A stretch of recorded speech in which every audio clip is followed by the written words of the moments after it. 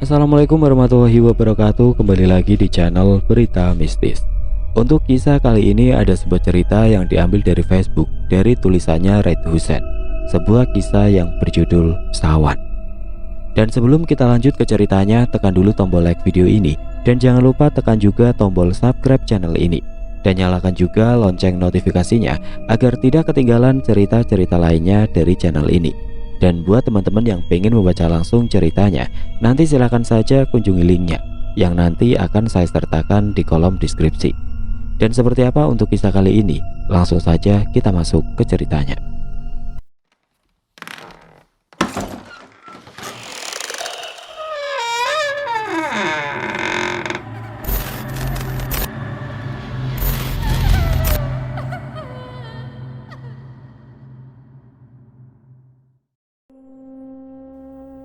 Andi, sebut saja namanya.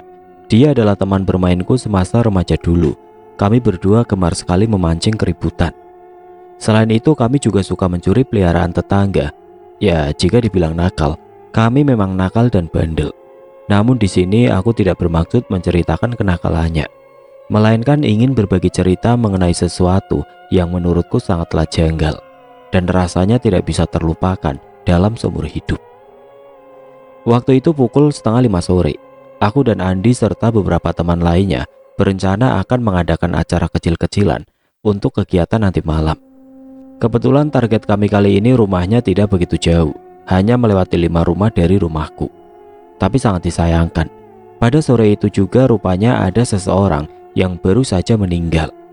Kami yang sudah berkumpul menyiapkan bahan-bahan tentu merasa sangat kesal dengan adanya berita duka itu. Sial, kenapa tidak dari pagi saja matinya? Gerutuku sembari menunjukkan wajah masam. Bagaimana tidak, sebab para remaja di desaku, mungkin di desa kalian juga, ikut andil dalam mengurus pemakaman. Mulai dari menggali makam, mencari bambu, serta kayu penutup makam, tentu butuh waktu yang cukup lama. Bagaimana ini? Tanya Andi.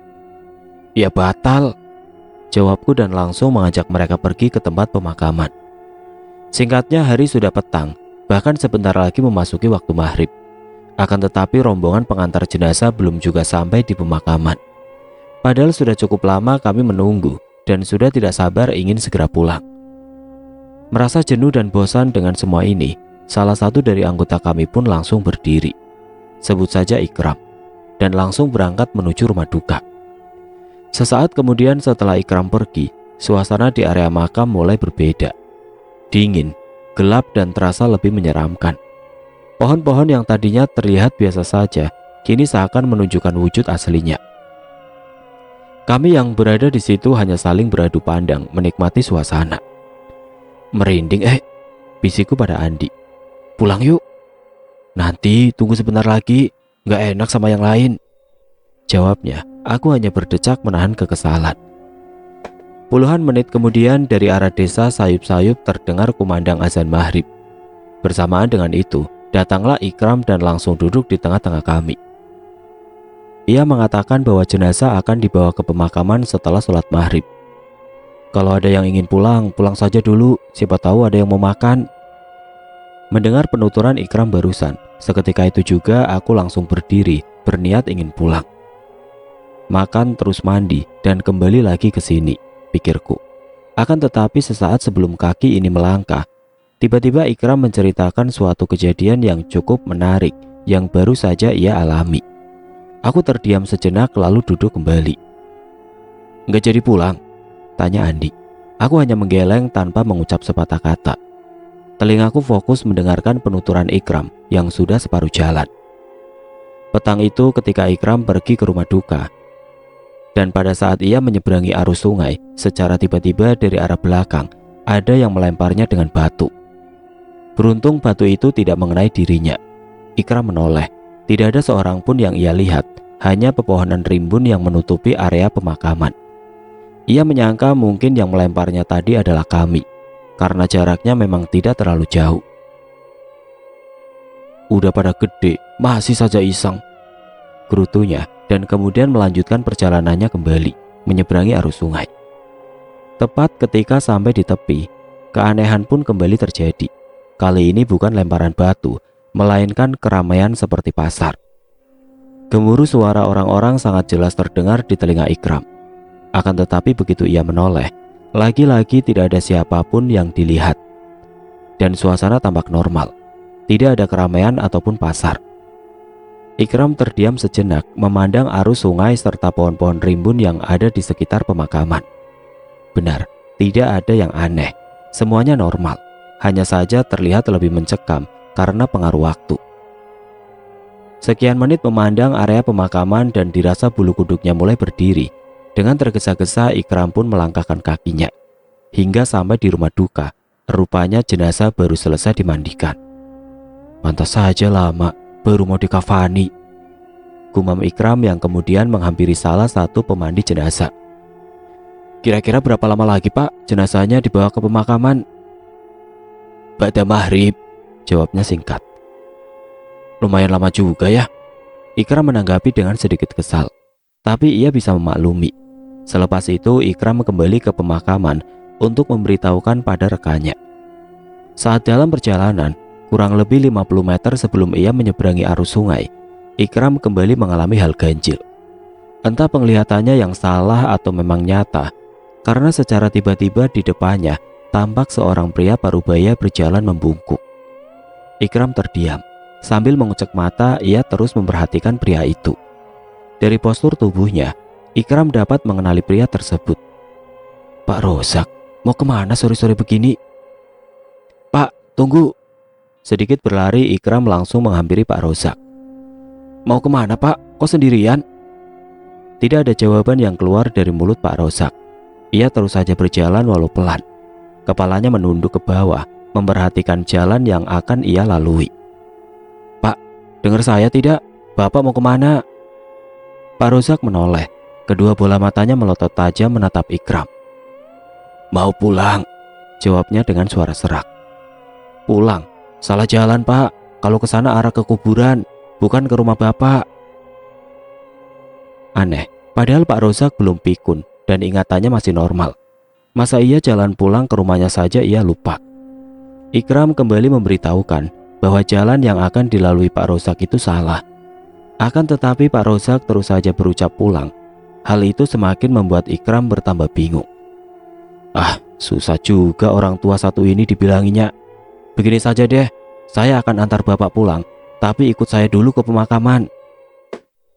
Ikram menuntun Pak Rozak dan berjalan di depannya. Selangkah demi selangkah tibalah mereka berdua di tepian sungai. Sesaat sebelum menyeberangi arus, dari arah belakang Ikram, tiba-tiba ada yang bertanya. Memangnya siapa yang meninggal? Entah siapa yang bertanya karena suaranya terdengar samar. Dan tanpa menoleh ke belakang terlebih dahulu, dengan spontan Ikram pun menjawab. Pak Rozak baru saja meninggal tadi sore. Ikram terdiam mengingat perkataan yang baru saja dilontarkannya tadi. Seketika itu juga suasana menjadi hening. Gemercik air yang sedari tadi terdengar seakan ikut lenyap. Bagaimana bisa aku lupa kalau Pak Rozak sudah meninggal? Padahal baru saja aku menengok jenazahnya. Terus yang di belakangku ini siapa? Perlahan tapi pasti dengan sedikit keberanian, mau tidak mau Ikram paksakan wajahnya untuk menoleh ke belakang.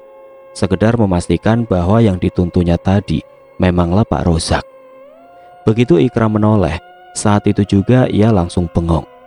Rupanya di belakang dia tidak ada siapapun. Baik Pak Rozak ataupun orang yang serupa sudah tidak ada lagi wujudnya.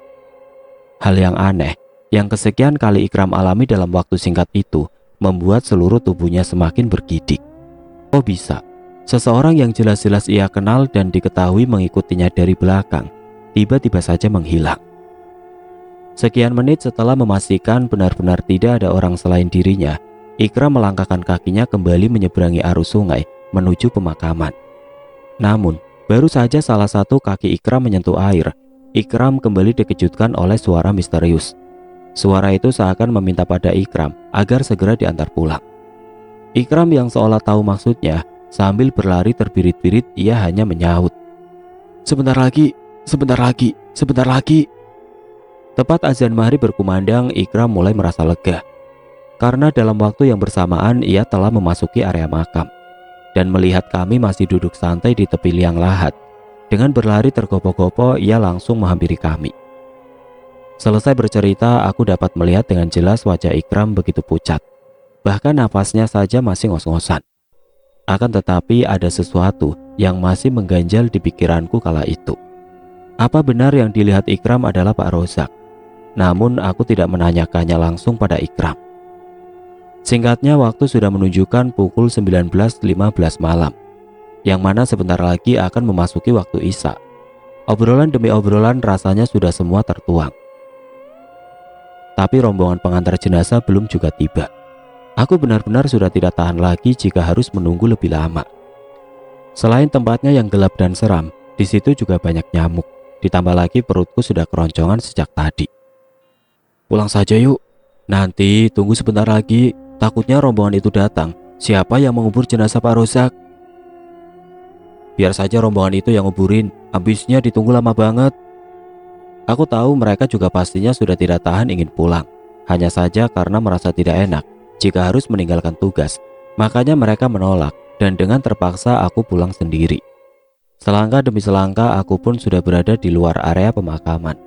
Ketika kaki ini hendak menyeberangi arus sungai, tidak jauh di depan kulihat rombongan pengantar jenazah sedang menuju pemakaman. Seraya menyerukan kalimat tahlil. Bangsat, giliran mau pulang mereka malah datang. Umpatku dan langsung berpura-pura membasuh muka. La ilaha illallah, la ilaha illallah. Semakin dekat semakin terdengar jelas suara rombongan itu. Bahkan sampai membuat seluruh tubuhku merinding. Aku melihat lagi ke arah mereka. Rupanya sudah hampir sampai di tepi sungai. Namun di sini aku merasa ada keganjilan. Di antara barisan para pengantar jenazah itu, aku melihat ada seseorang yang tertinggal di belakang. Mungkin jaraknya sekitar 7 meter. Orang itu hanya diam dengan tatapan lurus ke depan. Wajahnya tidak terlihat jelas karena cahaya bulan sangatlah redup. Pak, yang di belakang itu siapa? Teriakku pada mereka. Tapi tidak ditanggapi. Mungkin saja mereka tidak mendengar teriakanku karena terganggu oleh suara koyakan air. Aku menunggu sampai mereka dekat, sambil sesekali kedua mataku melihat ke arah orang itu secara bergantian. Setelah mereka sampai di tepi, dengan segera aku menghampiri dan bertanya dengan pertanyaan yang sama. Tidak ada siapa-siapa, Mas. Sejak berangkat dari rumah duka, rombongan kami berjumlah 13 dan semuanya laki-laki, tidak ada perempuan. Sontak jawaban salah satu rombongan itu membuat aku terkejut. Untuk membuktikan, aku pun melihat kembali seraya menunjuk. Dan benar saja orang yang kulihat itu sudah tidak ada. Saat itu juga aku teringat akan Pak Rozak yang diceritakan oleh Ikram. Dan dengan bersamaan, tubuhku kembali merinding. Ayo Mas, ngapain bengong? Biar penguburannya cepat selesai, udah malam. Suara rombongan itu seketika mengagetkanku. Aku terkesiap dan langsung membuntut di belakang mereka. Kok lama sekali sih datangnya Pak? Niatnya tadi saya mau pulang, bisikku. Tadi ada sedikit kendala, kamu tahu. Kami memandikan jenazah Pak Rozak sampai 2 kali. Kotoran dari dubur Pak Rozak terus saja keluar, katanya menjelaskan. Aku sempat bingung dan hanya mengangguk menanggapi alasannya. Sesampainya di tepi liang lahat yang sudah dipersiapkan, keranda itu pun diturunkan.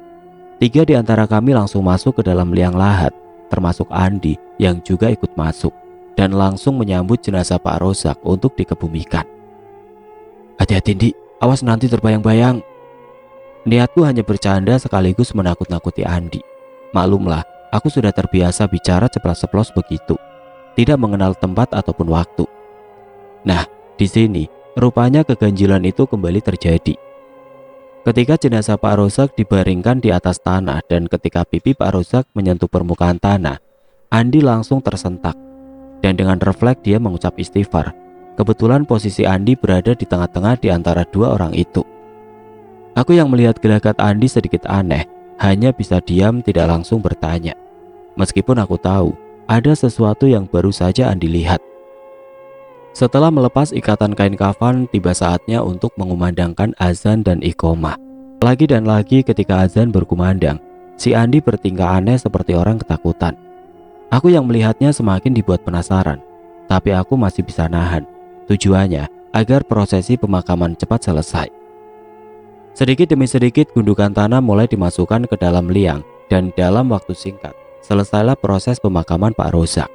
Aku, Andi, serta rombongan lainnya pun membubarkan diri.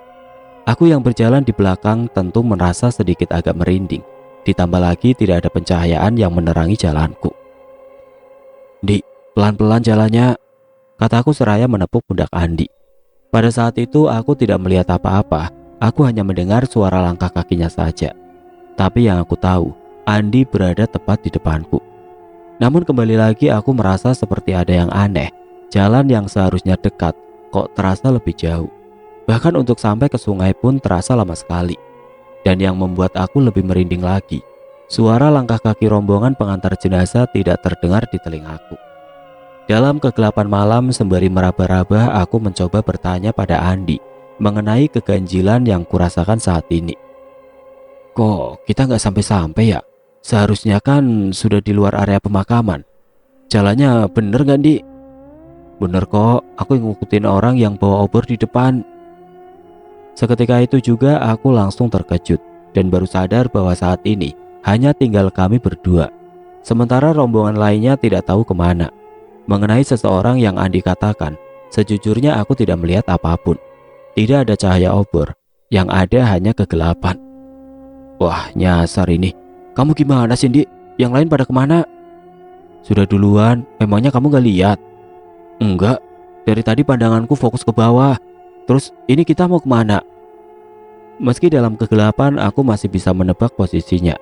Ya walaupun tidak saling melihat, tapi aku yakin bahwa lawan bicaraku adalah Andi.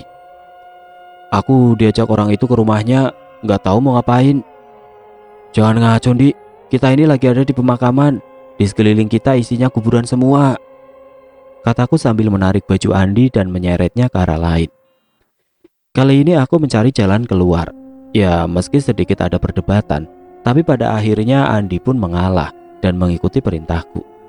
Entah jalan mana yang aku lalui, yang jelas dalam benakku harus cepat-cepat keluar dari area pemakaman. Sejauh mata memandang, kakiku terus melangkah menyusuri rerumputan liar serta duri-duri tajam yang sesekali menusuk. Hingga pada akhirnya kami berdua sampai di kebun pisang milik almarhum Pak Kosim. Aku bernapas lega serta membatin bahwa sebentar lagi akan segera sampai di perkampungan. Oh ya, mengenai Pak Kosim, beliau memang punya beberapa lahan perkebunan dan salah satunya berdekatan dengan area makam. Sejenak aku termangu, mengingat kembali sosok Pak Kosim ketika beliau masih hidup. Biasanya Pak Kosim sering bermalam di kebunnya. Hal itu beliau lakukan untuk menjaga pohon-pohon pisang dari ancaman babi hutan serta orang-orang jahil. Salah satunya aku sendiri yang pernah tertangkap basah ketika sedang mencuri buah pisang miliknya. Namun ketika beliau meninggal, perkebunannya sudah jarang dirawat dan suasananya pun terasa lebih menyeramkan. Apalagi di tengah malam begini, aku seakan merasakan bahwa Pak Kosim masih hidup. "Joy, ayo malam lamun." Andi tiba-tiba saja mengagetkanku. Aku terkesiap dan tanpa sadar telah membayangkan sosok Pak Kosim hingga sejauh ini. Kami berdua bergerak kembali, melangkah menyusuri pepohonan pisang serta daunnya yang menjuntai. Sesaat kemudian mataku sekilas menangkap siluet hitam melintas tidak jauh di depan. Aku menyangka mungkin saja itu adalah menantu Pak Kosim yang memang sengaja bermalam di kebun. Buru-buru aku mengajak Andi untuk menghampirinya. Setauku dengan penglihatan remang, ia melintas ke arah dua batang pohon pisang yang berdempetan. Akan tetapi setelah kami berdua memeriksa, tidak ada siapapun yang kami temui. "Kamu juga lihat kan, Di?" Tanyaku sedikit bingung. Andi hanya menggeleng, pertanda tidak mengerti apa yang aku tanyakan. Belum ada 10 menit kami memeriksa. Tiba-tiba saja Andi berlari tunggang langgang seraya berteriak bahwa ada sesosok pocong tepat berada di depanku. Aku yang dibuat terkejut karena teriakannya langsung ikut berlari mengikuti Andi. Apapun yang menghalangi aku terabas, termasuk anak pisang yang baru saja tumbuh. Hingga sampai di perbatasan aku pun berhenti untuk melepas lelah. Tenaga serta nafasku sudah tidak sanggup lagi untuk berlari. Sementara Andi, aku tidak tahu keberadaannya di mana. Aku kehilangan jejak saat pelarian tadi. Belasan menit kemudian aku bangkit dan berjalan lunglai sambil sesekali menyeru Andi. Aku tidak berniat untuk mencarinya. Jika Andi tidak ketemu, aku akan pulang sendiri meski kedua lutut ini terasa gemetar. Singkatnya, ketika aku sampai di pesisir sungai, tanpa sengaja kedua mataku tertuju pada sulut hitam tengah duduk di tepi. Buru-buru aku menyeberangi arus sungai tersebut dan langsung menghampiri untuk memastikan. Setelah berada dekat, ternyata itu adalah Andi. "Dik, buset deh, aku pikir kamu hilang," seruku padanya. Aku melihat seluruh badan Andi menggigil. Entah apa yang ia rasakan. Dingin. Ya, mungkin saja, karena suasana malam itu terasa sangat dingin. Tapi sepertinya ada hal lain yang Andi rasakan hingga membuat badannya menggigil sehebat itu. Belum sempat aku bertanya, Andi sudah berkata terlebih dahulu. Kata-kata yang ia ucapkan sangatlah rancu hingga membuat aku kebingungan. "Pocong, Pak Rozak." Berkali-kali perkataan itu keluar dari mulut Andi yang sama sekali tidak aku mengerti apa maksudnya. "Sadar woi," kataku disertai dengan berkali-kali tamparan keras ke pipinya. Sesaat kemudian Andi berdiri dan terhuyung seperti orang mabuk. Aku pun ikut berdiri, lalu bertanya kenapa dan apa maksud perkataannya tadi. Sambil terbata-bata, Andi menuturkan bahwa telah melihat sesosok pocong di kebun pisang milik Pak Kosim. Ia juga menuturkan saat memakamkan jenazah Pak Rozak, sepintas ia melihat mata Pak Rozak itu melotot. Aku yang hanya memiliki mental kerupuk, mendengar penuturan Andi sedikit agak merinding juga dibuatnya. Pantas saja Andi terlihat aneh ketika berada di dalam liang lahat. Sosok pocong yang Andi katakan seketika itu juga langsung tersimpan di memori otakku. Sudah, ayo pulang." Aku langsung memotong penuturan Andi dan berupaya menenangkannya, mengalihkan pada obrolan lain. Sambil berjalan pulang, aku dapat melihat Andi sudah mulai merasa tenang. Namun tenang-tenangnya seseorang, kedua lututnya tetap saja gemetar. Tidak berapa lama sampailah kami di perkampungan. Andi yang rumahnya di urutan pertama tentu sudah sampai terlebih dahulu, sedangkan aku harus melewati beberapa rumah dan berjalan seorang diri. "Hati-hati coy, aku masuk dulu ya," kata Andi yang kemudian membuka pintu rumah. Aku mengangguk pelan sambil terus berjalan. Jantungku perlahan berdegup kencang, disusul kemudian bulu tengkuk mulai berdiri. Gila, kok bisa sampai selarut ini sih? Mana gak ada orang yang meronda lagi. Meski sudah di perkampungan, tapi rasa merinding ini tidak kunjung hilang. Aku hanya toleh-toleh sambil sesekali bersiul untuk mencairkan suasana agar tidak begitu sunyi. Akan tetapi, bukannya ketenangan yang aku dapat, melainkan rasa takut yang semakin menjadi. Aku seolah merasakan seperti ada sesuatu yang mengekor dari belakang. Namun aku tidak berani menengok. Tepat ketika aku sampai di halaman rumah, tiba-tiba saja terdengar ramai sekali lolongan anjing. Hal itu jelas semakin menambah ketakutanku, meski sebenarnya sudah seringkali mendengar lolongan anjing di malam pertama kematian seseorang. Tapi malam ini terasa berbeda. Sedikit berlari, aku langsung menghampiri pintu dan mengetuk secara kasar. Dok, dok, dok. "Mbah, buka pintunya." Beruntung ayahku malam itu belum tidur dan tidak begitu lama juga untuk membukakan pintu. Hanya dengan beberapa ketukan saja, pintu pun terbuka. "Dari mana kamu, Joy? Jam segini baru pulang." "Emangnya jam berapa sekarang, Bah?" "Jam 11 lewat 15 menit. Pantas saja sepi sekali di jalan tadi. Ternyata sudah tengah malam. Tapi kenapa tidak ada satupun warga yang meronda? Aku langsung masuk ke dalam, mengambil handuk serta lampu minyak, lalu pergi ke sumur untuk membersihkan badan. Sementara ayahku, ia duduk di ruang tamu, menghisap sebatang rokok berselimutkan kain sarung. Pintu dapur aku buka, lampu minyak aku taruh di ambang pintu, dan dengan segera aku menimba air. Suara katrol yang menggelincir memecahkan keheningan malam. Sedikit demi sedikit ember berukuran besar itu pun penuh terisi air. Tanpa berlama-lama lagi, aku langsung melucuti pakaian dan mengguyur seluruh tubuhku. Namun ketika guyuran air itu melewati wajahku, saat itu juga samar-samar aku melihat ada seseorang berdiri di mulut pintu. Aku sempat terkejut. Perasaan dari tadi tidak ada orang lain. Buru-buru aku mengusap wajah dan melihat kembali ke arah pintu dapur. Tidak ada siapapun, hanya lampu minyak serta handuk yang menggantung. Singkatnya, selesai mandi, aku langsung menghampiri ayah yang pada saat itu masih duduk di ruang tamu untuk menanyakan mengenai seseorang yang tadi berdiri di pintu dapur. Tapi jawaban ayahku, Ia tidak beranjak kemana-mana. Malam semakin larut, mungkin waktu sudah menunjukkan pukul 2 dini hari. Semua keluargaku sudah mendengkur menikmati mimpi. Hanya aku seseorang yang masih terjaga. Dalam kamar di atas ranjang, aku hanya bergeser-geser badan tanpa merasakan kantuk. Entah kenapa, sepulang memakamkan jenazah Pak Rozak, hatiku merasa was-was dan gelisah. Sejenak aku termangu, dengan satu tangan menumpang di atas kening. Pikiranku kembali melayang mengingat kejadian yang baru saja aku alami. Hingga sampai pada suatu titik, di mana pikiranku mengingat sosok Pak Rozak yang Andi ceritakan. Gak mungkin ah. Seketika itu juga aku langsung menepis prasangka yang ada dalam benakku. Kemudian turun dari ranjang dan beranjak ke ruang depan. Duduk di bangku sambil melihat putaran jarum jam yang terasa sangat lambat. Cukup lama aku duduk di ruang depan. Tanpa aku sadari, suara serangga yang tadinya ramai kini tidak terdengar lagi. Aku seperti merasakan akan datangnya pertanda buruk. Entah apalah itu, yang jelas kesunyian ini telah membuat bulu kuduku kembali berdiri. Setengah jam berlalu, firasatku terbukti benar. Karena secara tiba-tiba, pintu depan ada yang mengetuk tanpa terdengar suara seseorang. Awalnya tidak aku hiraukan, tapi semakin lama, ketukan itu sangat mengganggu pendengaranku. Dengan sedikit keberanian, aku pun bangkit dan perlahan beranjak, lalu meraih gagang pintu. Krek! Pintu terbuka. Seketika itu juga, aku langsung mematung melihat pemandangan yang ada di depan.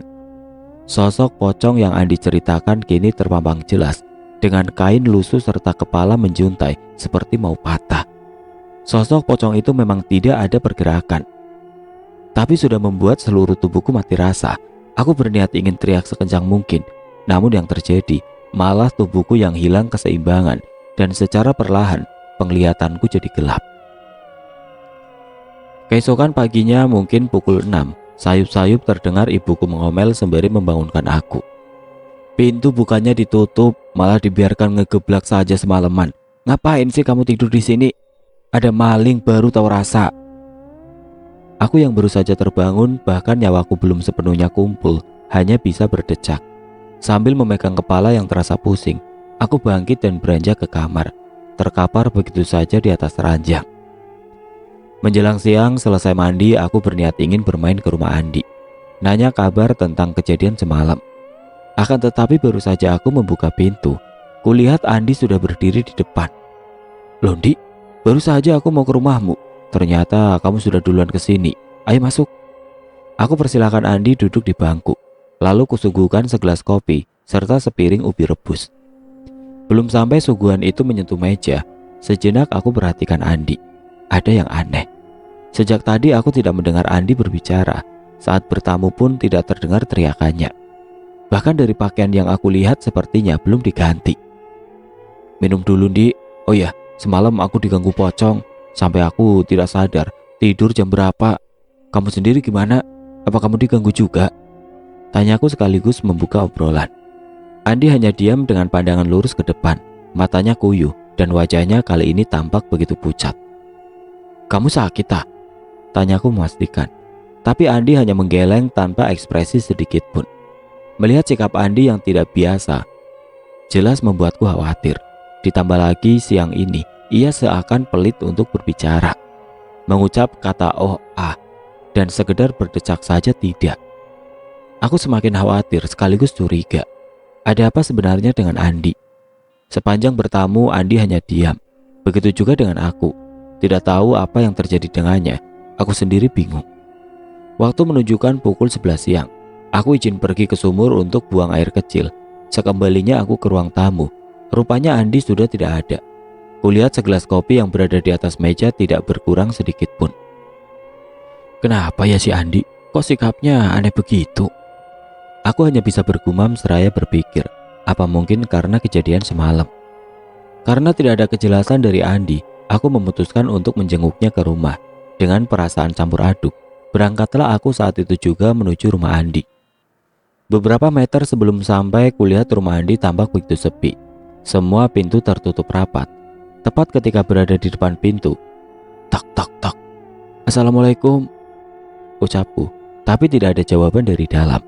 Kembali kuucapkan salam, sampai salam ketiga barulah pintu dibuka. "Waalaikumsalam." Ayah Andi, Pak Bahri, keluar menghampiriku. Belum sempat aku basa-basi seakan tahu maksud kedatanganku. Dengan raut wajah cemas beliau mengatakan bahwa Andi saat ini tidak bisa diganggu. "Memangnya kenapa, Pak?" tanyaku penasaran. "Andi demam, badannya panas." Pak Bahri kembali menjelaskan, semalam sepulangnya Andi ke rumah, tanpa bersih-bersih terlebih dahulu, saat itu juga ia langsung terkapar di atas ranjang.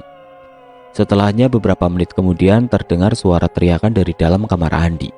Sontak teriakan itu membuat Pak Bahri melonjak kaget, bahkan sampai membuat istri Pak Bahri terbangun dari tidurnya. Karena takut terjadi sesuatu pada Andi, Pak Bahri serta istri bergegas memeriksa. Begitu gorden kamar disingkapkan, seketika itu juga Pak Bahri langsung dibuat terkejut. Andi yang awalnya baik-baik saja, tiba-tiba tubuhnya mengejang hebat, mulutnya gelagapan, jari jemarinya menunjuk langit-langit rumah. "Pantas saja saya lihat wajahnya pucat, ternyata Andi lagi sakit," kataku memotong penjelasan Pak Bahri. "Iya, dari semalam sampai siang ini dia belum keluar kamar."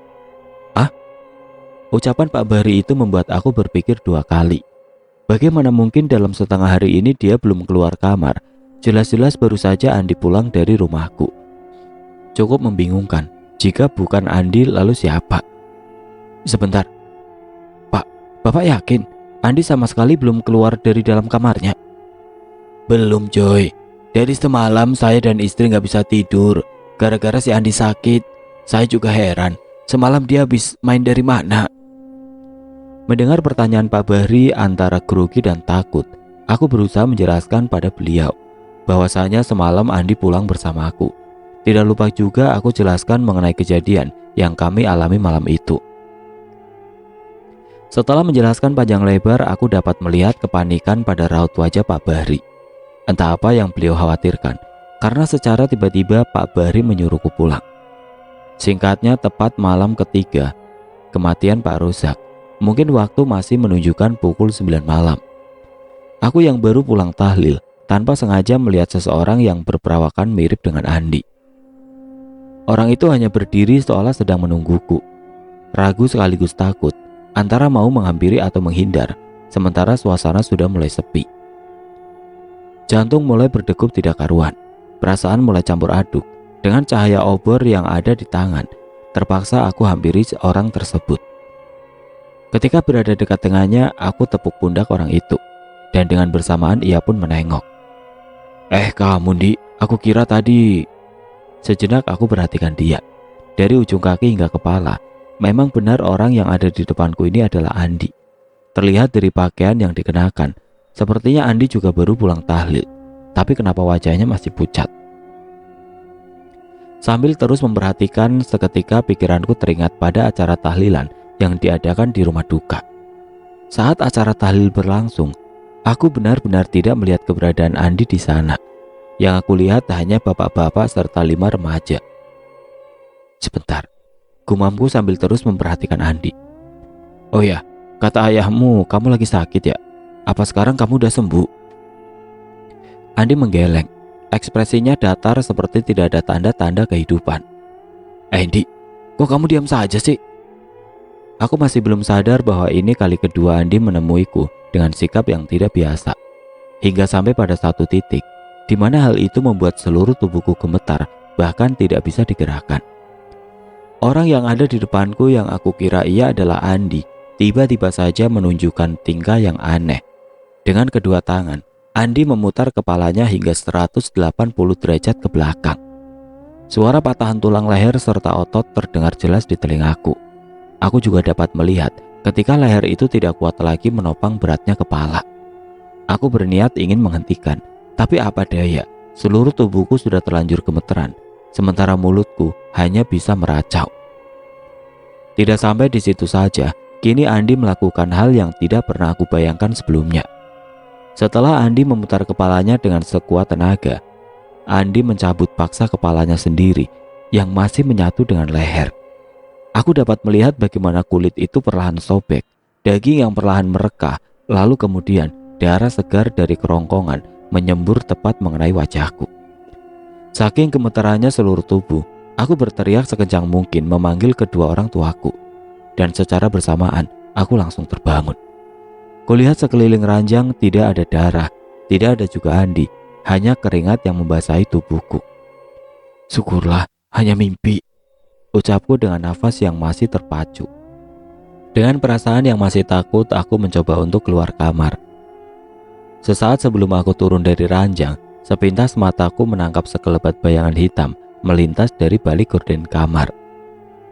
Bah, seruku yang kemudian beranjak menghampiri gorden tersebut, lalu menyingkapnya. Tidak ada siapapun. Seluruh ruangan tampak sepi. Tidak ada juga pergerakan dari gorden kamar ayah dan ibuku. Sepertinya memang bukan mereka. Aku berjalan perlahan menuju ruang tamu depan sambil mataku terus mengawasi sudut-sudut ruangan. Namun baru saja kaki ini melangkah, kembali aku dikagetkan oleh sosok hitam berjalan mendahuluiku. Sangat cepat, sehingga mataku tidak bisa menangkap dengan jelas siapa sosok tersebut. Kakiku sempat gemetar, nafasku serasa memburu dibuatnya. Dengan berjalan mengendap-endap, sampailah aku di ruang tamu. Segera aku putar radio agar suasana malam tidak begitu sunyi. Lalu duduk di bangku mencoba untuk menenangkan diri. Sesaat kemudian, dalam lamunan aku merasa seperti ada yang aneh pada diriku. Entah kenapa, selama 2 malam berturut-turut aku seakan dihantui oleh sosok temanku sendiri. Yang jelas-jelas ia masih hidup, baik itu di alam mimpi maupun di alam nyata. Andi, gumamku tanpa sadar. Saat aku melamun lebih jauh memikirkan kejadian-kejadian sebelumnya, tiba-tiba saja radio yang ada di sampingku mencari siaran sendiri. Bersamaan dengan itu dari arah belakang terdengar juga suara kokokan ayam. Bukan hanya 1-2, melainkan hampir semua ayam peliharaan orang tuaku berkokok. Tapi anehnya hanya aku sendiri yang mendengar semua itu. Tanpa pikir panjang lagi, aku langsung memeriksa ke belakang. Khawatir jika ada pencuri. Sesampainya di pintu dapur dan ketika aku hendak memutar gagang pintu, tiba-tiba saja suasana berubah jadi hening. Suara kokokan ayam yang tadinya ramai serentak semuanya terdiam. Aku sejenak mematung menajamkan pendengaranku. Memang tidak terdengar suara apapun selain hembusan nafasku sendiri. Aneh. Merasa penasaran dengan kejadian barusan, meski takut, aku paksakan untuk memeriksa. Aku putar gagang pintu lalu aku buka. Alangkah terkejutnya aku ketika melihat seseorang yang aku kenal berdiri di depan pintu. Andi, ya, dia adalah Andi, teman dekatku yang dikabarkan saat ini sedang sakit. Kali ini aku sedang tidak bermimpi ataupun melamun. Aku benar-benar sadar bahwa di depanku ialah Andi. Awalnya aku mengira Andi hendak mencuri dan berniat ingin memarahinya saat itu juga. Namun belum sepatah kata pun keluar dari mulutku, tiba-tiba saja Andi berjalan ke kebun belakang rumah. Semakin jauh samar-samar kulihat ia melambaikan tangan seakan mengajakku. Aku hanya terdiam dengan pandangan yang masih mengarah padanya. Seluruh badan rasanya menggigil melihat tingkah Andi yang kian waktu semakin aneh. Lama aku terdiam di mulut pintu hingga pada akhirnya aku dikagetkan oleh suara ayahku yang mencari lampu minyak. Seketika itu juga aku langsung mengalihkan pandangan dan beranjak menghampiri ayahku di ruang tengah. Ternyata ayahku sudah tidak tahan ingin buang air kecil. Malam itu mungkin waktu sudah menunjukkan pukul 1 dini hari. Aku yang masih duduk di ruang tamu tidak henti-hentinya memikirkan keadaan Andi. Seperti malam kemarin, perasaanku mulai gelisah serta was-was. Aku khawatir pertanda buruk itu bukan mengarah padaku, melainkan pada Andi. Tanda-tanda itu seringkali berseliweran dalam pikiranku. Pertanda buruk yang aku yakini adalah kematian. Beberapa menit ketika aku sedang merenung, memecahkan teka-teki yang ada dalam pikiranku. Entah kenapa, tanpa sebab apapun tiba-tiba badanku terasa panas dingin. Perut mual, telinga berdengung, disusul kemudian kepalaku mulai pusing. Pada saat itulah samar-samar aku melihat seutas tali menjuntai tepat di wajahku. Tali itu tidak asing lagi bagiku. Dari bentuk, warna, serta ukuran, sepertinya itu adalah tali kematian. Aku sendiri merasa heran, dari mana datangnya seutas tali itu. Yang jelas aku tidak merasa memiliki, apalagi menyimpannya. Aku berniat ingin meraih tali tersebut, tapi anehnya, tanganku tidak bisa menggapai. Sementara kepalaku semakin bertambah pusing ketika mencoba mengambil paksa tali itu. Aku mendekat, tali itu menjauh hingga lenyap dalam pandanganku. Ah, sakit. Ucapku seraya memukul kening. Yang aku rasakan bukan seperti sakit kepala pada umumnya, melainkan seperti sekumpulan rambut yang disatukan lalu dicabut paksa. Merasa tidak kuat lagi duduk di ruang tamu, aku beranjak ke dalam kamar, berjalan sempoyongan dengan kedua tangan tertopang pada dinding rumah. Mudah-mudahan dengan cara merebahkan badan sakitku bisa sembuh, pikirku kala itu. Sesampainya di tepi ranjang ketika itu badanku langsung ambruk. Namun bukannya sakit ini mereda, tapi malah tambah parah. Kali ini bukan hanya kepala saja, melainkan isi di dalam perut seakan berontak ingin keluar. Disusul kemudian, perlahan dadaku mulai panas dan terasa sesak. Aku hanya bisa berguling ke sana kemari sambil mengerang menyebut nama Andi, memohon padanya agar tidak menggangguku. Entah aku sendiri tidak mengerti, kenapa dalam ingatanku hanya terdapat nama Andi. Gambaran sosok teman baik yang kini berubah menjadi sosok yang amat menyeramkan dan terkesan menerorku. Aku sendiri tahu bahwa Andi masih hidup, tapi lain halnya dengan pandangan imajinasiku. Aku melihat Andi sudah menjadi mayat dan benar-benar terlihat sangat nyata. Ayahku yang saat itu masih terlelap, mungkin karena merasa terganggu dengan suara erangan, ayahku terbangun dan beranjak ke dalam kamarku.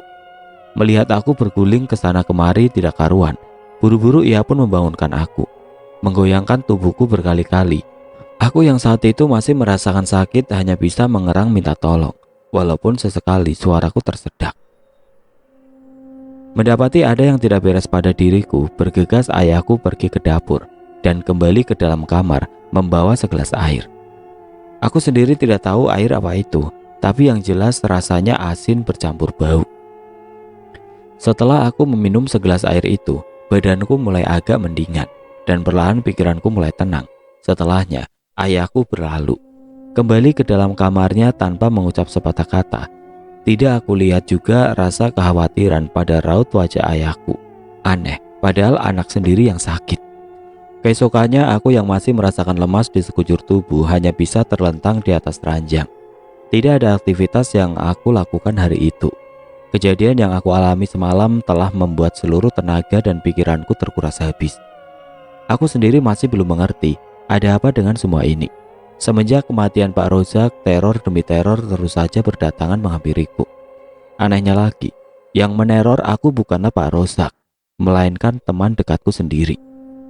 Hingga pada suatu ketika, tepat di hari ke-7 kematian Pak Rozak, aku yang masih dihantui oleh sosok temanku berniat akan menemuinya, meminta kejelasan sekaligus menjenguknya. Karena terdengar kabar bahwa saat ini ia masih sakit dan kondisinya semakin memprihatinkan. Hari itu tepatnya jam 16.40, aku berjalan menuju rumah Andi. Sesampainya aku di sana, lagi-lagi Pak Bahri tidak memperbolehkan aku bertemu dengan Andi. Dan kali ini beliau sedikit agak kasar mengusirku. Bukan hanya aku saja, melainkan para tetangga sekaligus kerabat dekatnya tidak diperbolehkan menemui Andi. Padahal Pak Bahri sendiri yang menggegerkan bahwa Andi sakit parah. "Pak, izinkan aku bertemu Andi untuk kali ini saja. Aku hanya ingin tahu keadaannya." Aku memaksa, berharap dapat izin untuk sekedar bertatap muka dengan Andi, walau hanya semenit. Namun bukannya kelonggaran hati yang kudapat, melainkan perlakuan kasar yang aku terima hingga aku terpelanting ke depan pagar. Aku dapat melihat raut wajah Pak Bahri penuh dengan amarah. Tatapan matanya benar-benar sangat menyeramkan, tidak seperti Pak Bahri yang aku kenal. Sifat serta sikap lemah lembutnya seakan tidak lagi dimiliki oleh Pak Bahri. Entah kenapa kali ini, aku merasa seperti ada sesuatu yang disembunyikan. Aku pun bangkit, memohon sekali lagi agar diizinkan masuk menemui Andi. Berbagai alasan telah aku utarakan pada Pak Bahri. Ya, walaupun cukup lama kami berdua cekcok, namun pada akhirnya Pak Bahri pun mengizinkan. "Terima kasih Pak," ucapku yang kemudian masuk ke dalam rumah dan langsung menuju kamar Andi. Selangkah sebelum aku masuk ke dalam kamar, masih di depan pintu, Tiba-tiba saja aku mencium bau bangkai menyeruak menusuk hidung. Bau bangkai itu memang tidak jauh dariku, dan aku merasa sumber bau tersebut berasal dari dalam kamar Andi. Aku mengendus berkali-kali untuk memastikan bahwa penciumanku tidak salah. Tidak lupa juga aku mengintip dari celah pintu kayu. Akan tetapi, tanpa aku sadari, rupanya Pak Bahri mengawasi gerak-gerikku. "Kenapa? Ada yang aneh?" tanya Pak Bahri yang saat itu masih berdiri di posisi semula. Enggak kenapa-napa, Pak." "Udah cepat masuk, jangan lama-lama, sebentar lagi maghrib." Aku bergegas masuk, dan ketika sudah berada di dalam kamar, bau busuk yang tercium dari luar kini sangat jelas terasa. Ditambah lagi cahaya di dalam kamar sangatlah redup, hingga membuat aku sulit untuk bernapas. Sekuat mungkin aku mencoba bertahan sambil mencari tempat tidur Andi. Selangkah demi selangkah aku pun sampai di tempat di mana Andi dibaringkan. "Di," ucapku pelan, dan kemudian duduk di sampingnya. Melihat kondisi Andi yang sangat memprihatinkan, membuat aku terenyuh. Aku merasa bersalah terhadap Andi karena selama ini tidak pernah menjenguknya. Kini ia hanya bisa berbaring di atas ranjang, tubuhnya pun hanya menyisakan kulit dan tulang. Sementara bau busuk tersebut semakin jelas sumbernya dari badan Andi. Aku termenung. Tiada yang bisa aku lakukan selain memanjatkan doa untuk kesembuhannya, sambil sesekali menutup hidung. Sedikit banyak aku pun curhat pada Andi, sekaligus mengutarakan maksud kedatanganku. Walaupun ia tidak dapat berbicara, tapi setidaknya ia bisa mendengar. "Cepat sembuh, Di, supaya kita bisa bermain lagi. Oh ya, maaf, aku tidak bisa lama-lama di sini. Aku harus segera pulang." Sesaat sebelum aku turun dari ranjang, pandanganku tertuju pada benda-benda tertumpuk di kaki ranjang. Benda-benda itu tidak lain adalah gunting berukuran kecil, seutas tali, serta 3 bunga yang sudah mengering. Aku terdiam sejenak dan berniat ingin mengambil kesemua benda tersebut. Namun belum sampai niatku terlaksana, lagi dan lagi tanpa aku sadari rupanya Pak Bahri sedang mengawasiku. Kamu tidak dengar? Azan sudah berkumandang." Sontak aku langsung terperajat begitu mendengar ucapan Pak Bahri. Entah secara tiba-tiba seluruh tubuhku terasa merinding, dan saat itu juga aku bergegas keluar tanpa menanggapi. Dalam perjalanan pulang, pikiranku tidak henti-hentinya membayangkan semua benda yang kulihat. Gunting kecil, seutas tali berukuran 1 jengkal, serta 3 bunga yang sudah mengering. Aku merasa kesemua benda itu memiliki motif tersendiri. Tapi apa? Sesampainya di rumah, aku bergegas mengambil air wudhu dan melangsungkan sholat maghrib seorang diri di dalam kamar. Pada rakaat pertama awalnya biasa-biasa saja, hingga mendekati rakaat terakhir, pikiranku mulai melayang kemana-mana dan membuat kekhusyuan sholatku buyar. Tidak hanya itu saja, tepat ketika aku melakukan gerakan ruku di akhir rakaat, pandangan mata yang awalnya mengarah ke tempat sujud, tiba-tiba saja mengarah ke samping kanan, di mana di situ aku melihat ada seseorang tengah berbaring dan memandang ke arahku. Lalu kemudian ia tersenyum menyeringai. Wajahnya pucat pasi, matanya kuyuk, dan senyumnya yang mengerikan itu telah membuat seluruh tubuhku bergidik. Aku sendiri tidak tahu siapa orang itu, dan selama aku menunaikan sholat, tidak terdengar ada orang masuk. Lantas karena rasa takut yang semakin memburu, aku pun semakin mempercepat bacaan sholat, hingga sampai pada tahiyat akhir. Tepat ketika mengucap salam, aku dikejutkan oleh sesosok wajah tanpa hiasan atau muka rata. "Auzubillah," ucapku dan langsung memalingkan wajah ke samping kiri. Selesai sholat biasanya aku berzikir terlebih dahulu, tapi kali ini aku tinggalkan dan bergegas keluar kamar. Suasana di dalam rumah saat itu memang sepi. Ayah dan adikku sholat di masjid, sementara ibuku sedang bantu-bantu di rumah duka untuk acara tahlilan nanti malam, 7 hari kematian Pak Rozak. Aku duduk di teras rumah menunggu kepulangan orang-orang sekaligus kepulangan ayahku. Sengaja aku duduk di luar karena merasa lebih tenang dibanding duduk di ruang tamu. Walau sudah merasa tenang, tapi jantung ini tetap saja berdegup kencang. Singkatnya, setelah pulang tahlil, aku menceritakan kejadian-kejadian yang aku alami selama ini pada ayahku, sekaligus menceritakan tentang Andi. Jujur saja, semenjak kematian Pak Rozak, aku merasa diteror olehnya. Tentu hal itu sangat mengganggu ketenanganku, hingga membuat tidurku tidak nyenyak. Namun bukannya obat penenang atau solusi yang kudapat. Ayahku hanya berkata bahwa aku terkena penyakit cawan. Mengenai Andi, ayahku juga mengatakan mungkin nasibnya akan sama seperti kakaknya dulu. Tidak terasa waktu sudah menunjukkan tengah malam, saatnya untuk beristirahat. Aku beranjak ke dalam kamar dan langsung merebahkan diri di atas ranjang. Baru saja mata ini terpejam, tiba-tiba aku teringat perkataan ayahku tentang kakaknya Andi. Aku sendiri tidak kenal dekat dengan dia, tapi yang aku tahu, dia sudah meninggal ketika aku berusia 9 tahun. Menurut penuturan warga sekitar, dia meninggal gantung diri di dalam kamarnya. Tidak diketahui penyebab pasti kenapa dia gantung diri. Dari pengakuan ayahnya, Pak Bahri, dia depresi. Setelah berpikir jauh mengenai kakaknya Andi, sebelum tidur biasanya aku bergelut terlebih dahulu dengan pikiranku sendiri. Tapi malam ini, aku tidur lebih cepat dan sangat pulas dari malam sebelumnya. Hati dan pikiranku juga terasa lebih tenang. Hingga memasuki waktu pagi, aku yang saat itu masih terlelap, sayup-sayup aku mendengar berita duka. Seketika itu juga aku langsung terbangun serta bertanya-tanya siapa yang meninggal. Alangkah terkejutnya aku begitu mengetahui bahwa yang dikabarkan telah meninggal dunia adalah Andi. Sempat tidak percaya juga jika dia yang meninggal, tapi setelah aku pergi ke rumahnya, seketika itu aku langsung shock. Andi, teman bermainku semasa remaja dulu, kini telah dipanggil oleh pemilik yang sesungguhnya.